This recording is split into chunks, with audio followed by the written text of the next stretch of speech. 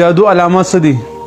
د جادو نښې څه وي؟ د جادو نښې خو موږ مخکې ډېرې بیان کړې وې، ډېرې ویډیوګانې مخکې هم کړې وې، خو بیا هم د ملګري تپوس کوي د دپاره د جادو غټه نښه یو دا ده چې د انسان له به مختلف قسم سوچونه ورځي، مونځ ته او دین طرف ته به ذهن نه ځي، او که بالفرض مونځ باندې ودرېږي نو مونځ کې سوچونه ډېر ورځي، پیل صف کې به دې ودرېدی نه شي. دویمه خبره ده چې د بدن به هر ټایم خوږېږي او زړه باندې به زړه به تنګ وي، سر باندې به بوج راځي، غوسه به ډېره ورځي په ناسه خبر باندې، چېرته چې خلک ډېر شي هلته به دې تنګېږي غځي او دې ځان وباسي.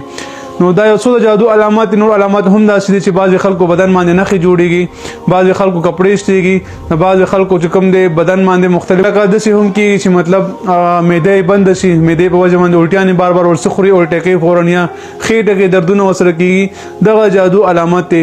جادو دپاره موږ مختلف علاجونه هم ښودلي وو، خو به هر حال دې ویډیو کې دې ملګري دپاره به موږ سوره ناس کې درته علاج ورکړو.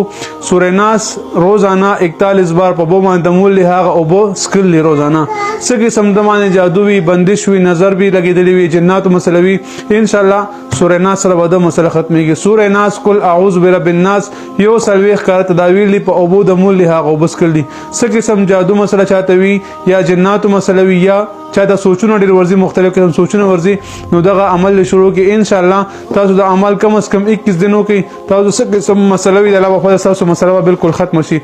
الله جل شانه دې موږ تاسو ناراضه شي او الله تعالی دې موږ تاسو ته مشکلات نه وساتي. السلام علیکم ورحمت الله وبرکاته.